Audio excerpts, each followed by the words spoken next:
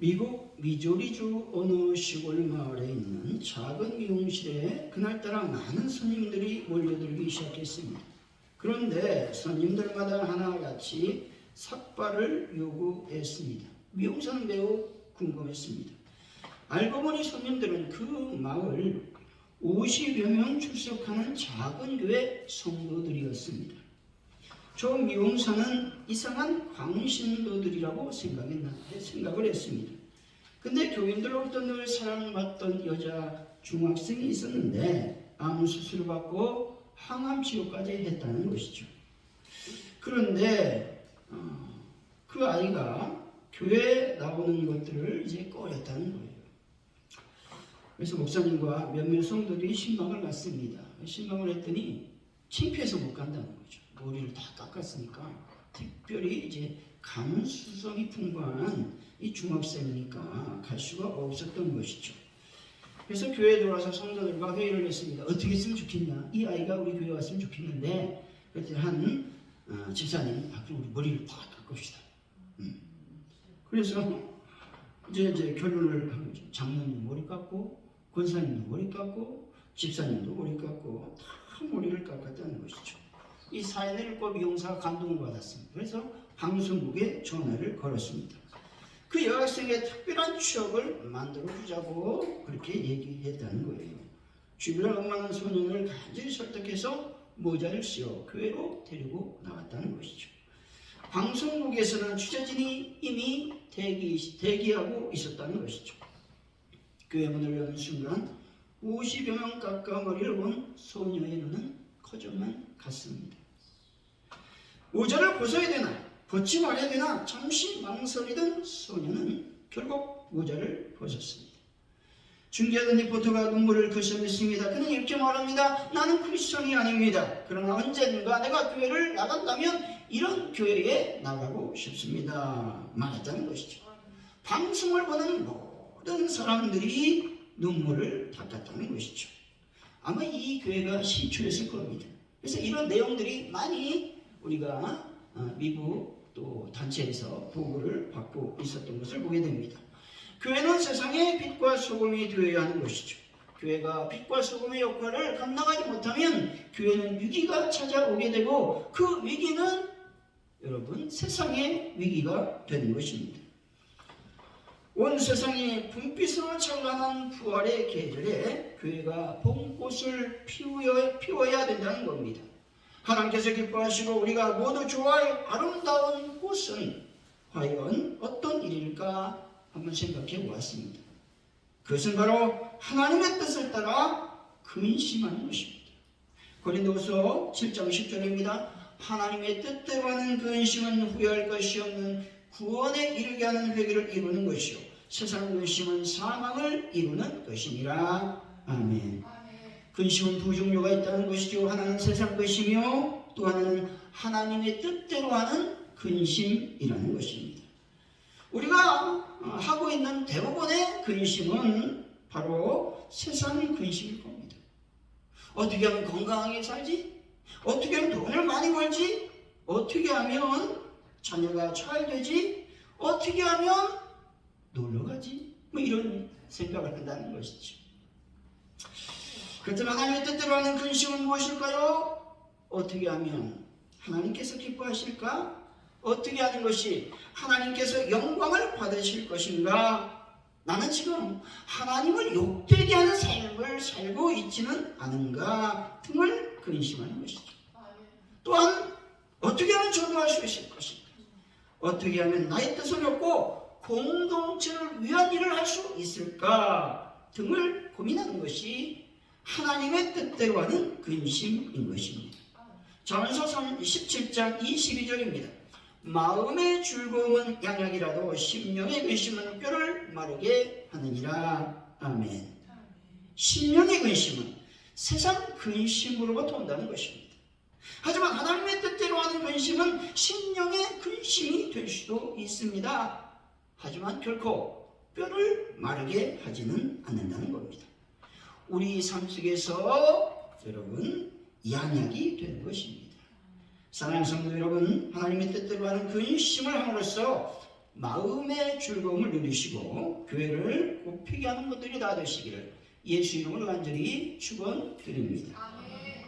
오늘의 본문은 여호와께서 친히 선택하신 시온에 올라와서 함께 연합함으로써 누리는 선민 이스라엘의 복락을 노래한 감사 예배 시라고 하는 겁니다.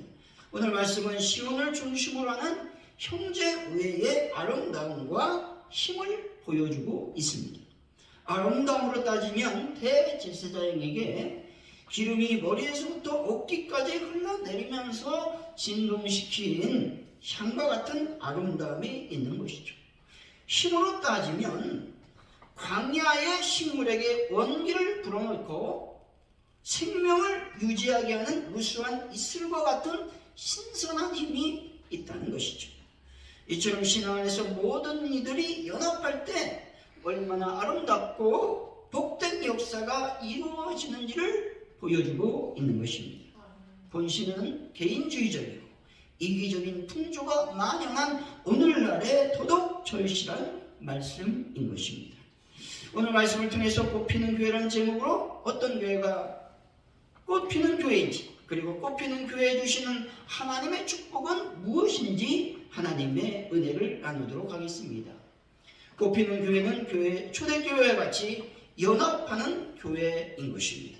1절이죠. 한번 읽어봅니다. 시작. 보라 형제가 연합하여 동거함이 어찌 그리 선하고 아름다운고. 아멘.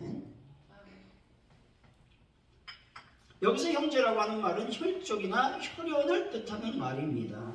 하지만 여기서는 형제란 의미가 혈연이나 혈족이 아닌 하나님을 믿고 섬기는 신앙으로 연결된 공동체를 의미하고 있습니다.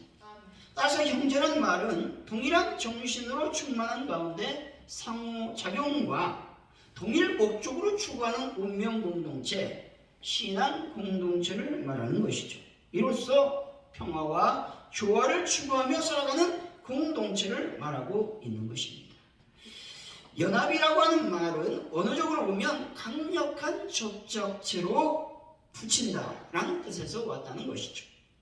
연합이라는 말은 빈틈없이 달라붙는다, 꽉 붙잡는다, 친근히 한다라는 의미에서 이 구약 성경에서 몇 번이나 사용되느냐 140회나 등장하고 있다는 것이죠.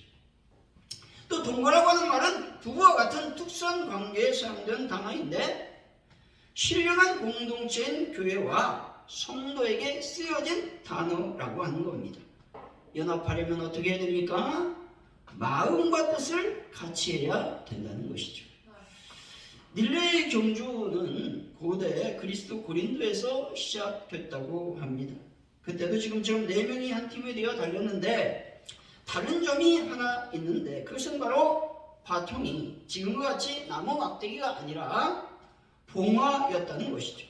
즉 달리면서 이 봉화를 버티면 실격 처리가 되었다는 것이죠. 언제 봉화의 불이 꺼지는 실수를 하냐면 다음 주자에게 넘겨줄 때 많이 발생한다는 것이죠.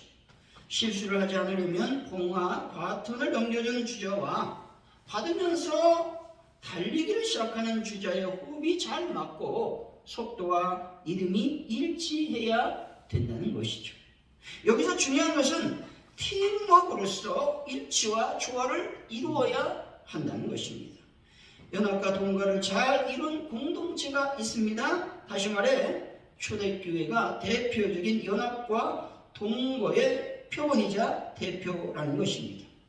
사도행전 4장 32절입니다. 믿는 무리가 한 마음과 한 뜻이 되어 모든 물건을 서로 통용하고 자기 재물을 조금이라도 자기 것이라 하는 이가 하나도 없더라. 아멘. 믿는 무리는 초대교회 성도들을 말하고 있죠. 이들은 한 마음과 한 뜻으로 움직였고 자기 주장이 없었습니다. 초대교회 성도들은 한 마음과 한 뜻으로 하나님의 뜻이 무엇인가가 중요했던 무리들이었습니다. 서로 좋아하고 서로 연합하며 여러 사람이 모여있지만 한 몸으로 움직였던 곳이 바로 초대교회였다는 것이죠. 김영숙 씨가 쓴 흔들리는 신앙 붙들어 주소서라는 책이 있습니다. 이 글에 22년 동안 미국 이민교회에서 108번 교회를 옮긴 장로님의 이야기가 소개되고 있습니다. 1년에 몇 번? 한 5번 정도, 평균 2달에 한 번 정도 교회를 옮겼다라는 수치가 나온다는 것이죠. 이분은 어떤 교회를 찾았느냐? 이상형의 교회를 찾아다녔습니다. 근데 교회를 옮기는 그 날로부터 이분이 하는 일은 뭐냐? 교회의 단점을 찾기 시작했다는 것이죠. 먼저는 목사의 허물이 뭔가 찾기 시작했습니다. 그리고 자기 눈으로 드러난 허물들을 다른 사람들에게 이야기했다는 것이죠. 교회 조부를 보면서, 또 상가들을 보면서, 주방을 보면서, 교인들의 태도를 보면서 108교회 교회의 단점을 낱낱이 노트에 적어서 마치 보물처럼 간직하고 있었다는 것이죠. 이분이 병으로 죽게 되자 문제가 발생했습니다. 그것은 바로 장례식의 문제였습니다. 이유는 그가 섬긴 교회가 하나도 없었기 때문에 어떤 목사님이 장례식을 집례하느냐의 문제였습니다. 근데 마지막 108번째 교회에 그 목사님이 이 장로님을 불쌍히 여겨서 집례를 결정했다라는 것이죠. 모든 사람들은 이상형의 교회, 완전한 교회를 찾는다는 것이죠. 그러나 이상형의 교회는 이 지상에는 존재하지 않습니다. 왜 그렇습니까? 교회라는 스스로 죄인이라고 고백하는 사람들과 연약한 사람들의 모임이기 때문에 그렇습니다. 그러나 이 지상에 완전한 교회가 없다고 하더라도 우리는 역사 속에서 이런 교회가 되었으면 좋겠다고 사모하는 교회가 있습니다. 그것이 바로 예루살렘 초대교회인 것이죠. 분명 예루살렘 교회는 전 교회의 모델이 되었다는 것이죠. 사도행전 2장 46절의 말씀이죠. 날마다 마음을 같이하여 성전 모이기를 힘쓰고 집에서 떡을 떼며 기쁨과 순전한 마음으로 음식을 먹고 말씀합니다. 초대교회는 마음을 같이하는 공동체였습니다. 다시 말해서 성령을 받은 초기 예루살렘 성도들은 날마다 성전에 모이는 유대 전통과 관습에 따라 행동함으로 그들의 신앙을 표현했다는 것이죠. 이는 아직까지 그리스도인들과 유대인들 사이에 어떤 불화도 일어나지 않고 있다는 것입니다. 여기서 중요한 것은 무엇입니까? 그리스도인과 유대인들의 연합이었다는 것이죠. 유대인들은 얼마나 많은 전통을 갖고 있었습니까? 또한 관습을 갖고 있었습니다. 그런데 성령 충만을 하니 이런 문제가 되지 않았다는 것이죠. 유대인들은 자기들의 것들을 주장하지 않고 오직 예수 그리스도 안에서 하나가 되었던 것입니다. 그들은 거기서 서로 마음을 같이하여 예배와 찬양을 드렸다라는 것입니다. 초대교회 성도들은 넓은 공간에 있는 집을 택해서 하루씩 돌아가면서 모여 성찬과 애찬을 했다는 것이죠. 아마도 초대교회 성도들은 기쁨이 넘쳐 이 집 저 집을 돌아다니며 모임을 갖고 음식을 나누면서 교제를 나누었던 것입니다. 그러므로 이제 우리가 해야 할 일은 의미 있는 연합이 있어야 됩니다. 가치 있는 인생에 유익을 주는 연합을 추구해야만 한다는 것입니다. 신앙을 배제하고 경제적 논리, 정치적인 논리, 감정적인 논리만을 앞세운다면 그 모임은 시작부터 어리석은 모임임을 명심해야 되는 것이죠. 오직 믿음과 말씀 안에서 하나님께서 기뻐하시는 연합과 동거를 이룰 수 있는 성도님들이 다 되시기를 바랍니다. 사랑하는 성도 여러분, 성도들이 함께 연합하여 예배하고 찬양함으로 꽃피는 교회를 만들어가는 분들이 다 되시기를 예수 이름으로 간절히 축원드립니다. 이렇게 함께 연합하고 동감으로 꽃피는 교회가 되었다면 하나님께서 그 교회에 어떤 복을 허락하시겠습니까? 첫째, 성령 충만을 경험할 수 있도록 성령을 부어주실 것입니다. 2절이죠. 한번 읽어봅니다. 시작. 머리에는 보배로운 기름이 수여한 것 아론의 수염에 올려서 그의 옷깃까지 내림맞고. 아멘.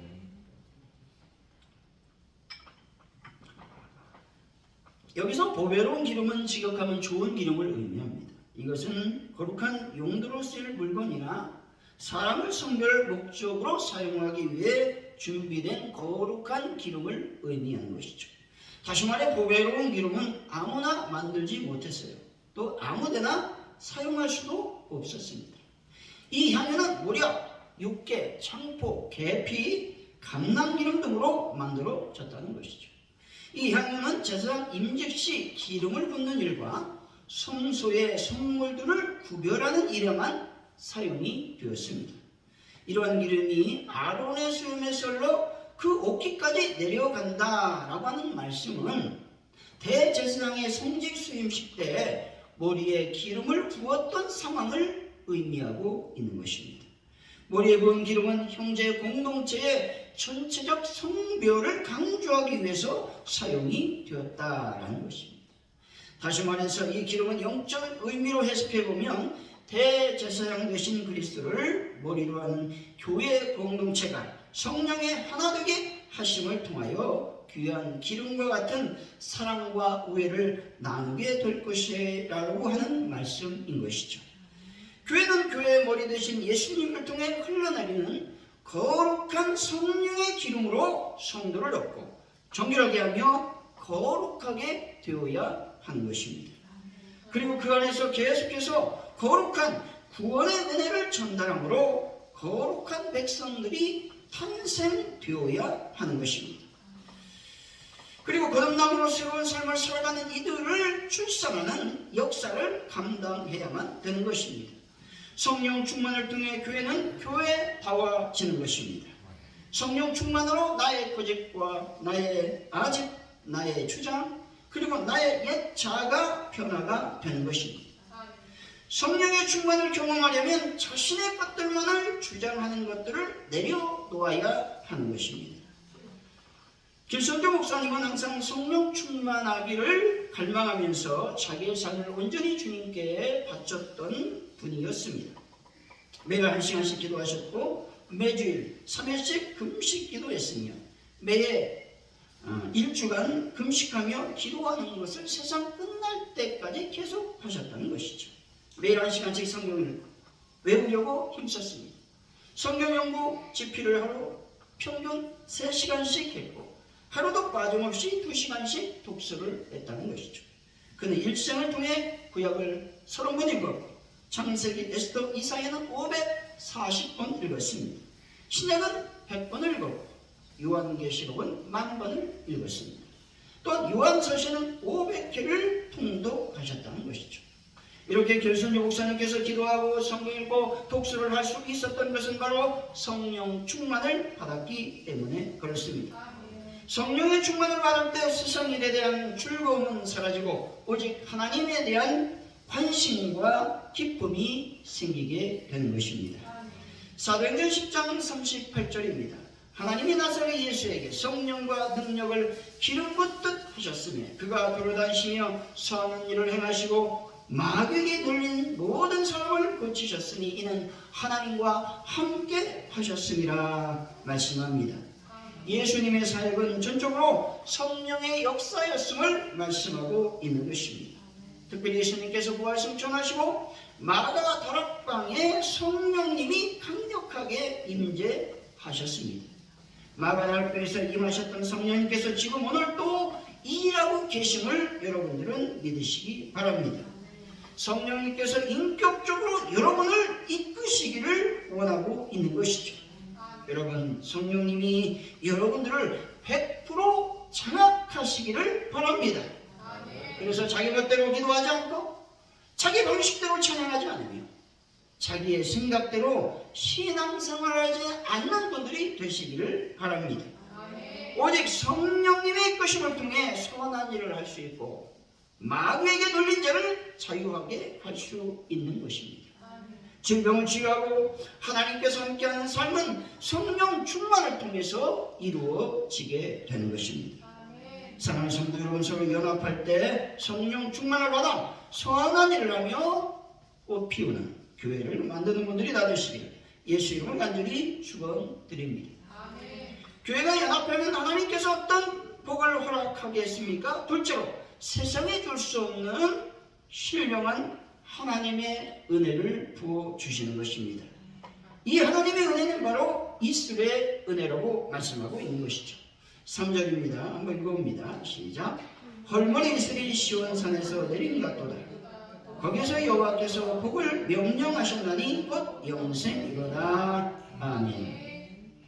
여기서 이슬은 변함없는 하나님의 사랑을 의미하고 있습니다. 다시 말해 매일 아침 세워지는 하나님의 자비로서 풍부함과 신성한 축복을 의미하는 것입니다. 창세기 27장 28절입니다. 하나님이 하늘의 이슬과 땅의 기름짐과 풍성한 곡식과 포도주로 내게 주시기를 원하노라 말씀합니다. 이삭이 야곱을 축복할 때 하늘의 이슬이라고 하는 축복을 하고 있는 것을 보게 됩니다. 이슬은 광야에서 하나님께서 그의 자녀들을 위해 내려주신 만나와 메추라기와 함께 내려오는 것으로 여겨졌다는 것이죠. 다시 말해 이슬은 원기를 회복하는 선물이며 생명의 근원이 되는 하늘의 메시지를 의미하고 있는 것입니다.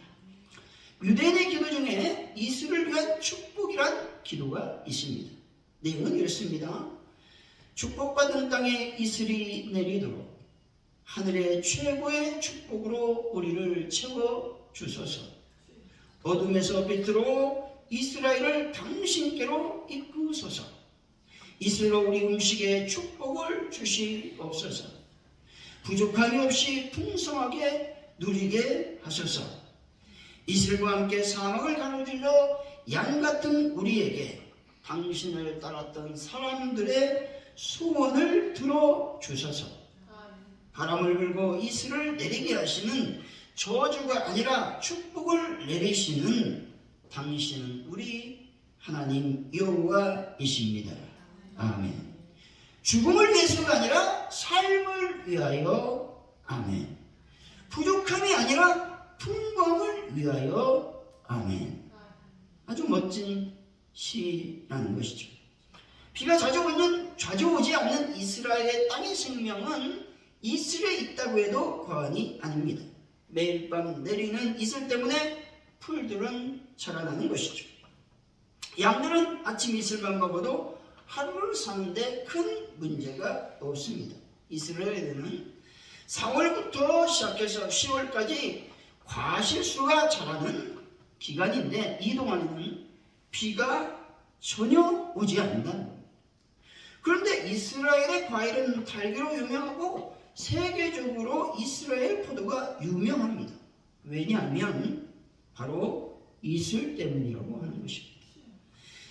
이슬은 1년에 한동안 내리고 마는 것이 아니라 매일매일 내린다는 것이죠. 하나님 안에도 여러분의 삶 가운데서 매일매일 내리기를 원합니다. 삶의 자리 가운데 역경과 환난, 고난과 아픔, 슬픔과 실패를 만날 때가 있습니다. 이때 하나님께서 나에게 이슬과 같은 생명력 있는 은혜를 부어주시기를 믿으시기를 바랍니다. 결론적으로 꽃피는 교회가 되려면 반드시 교회가 연합해야 되는 겁니다. 연합할 때 하나님은 교회에 성령의 충만을 부어주시고 하나님의 은혜를 허락해 주시는 것입니다. 사랑하는 성도 여러분, 서로 격려하고 배려함으로 연합하여 부활의 계절 4월에 아름다운 꽃을 피우는 교회를 만들어가는 분들이 다 되시기를 예수 이름으로 간절히 축원드립니다. 기도합니다. 하나님 아버지 감사합니다. 파주원 누리교회가 날마다 꽃을 피우는 교회가 되길 원합니다. 서로 연합함으로 자기 주장을 내놓고 성령님 하나님의 뜻을 따라감으로 우리 교회가 연합하는 교회가 되게 하여 주옵소서. 그래서 성령이 충만하고 하나님 은혜가 날마다 부어지는 놀라운 은혜의 역사가 임하는 교회가 되게 하여 주옵소서. 감사합니다. 예수님의 이름으로 기도하옵나이다. 아멘.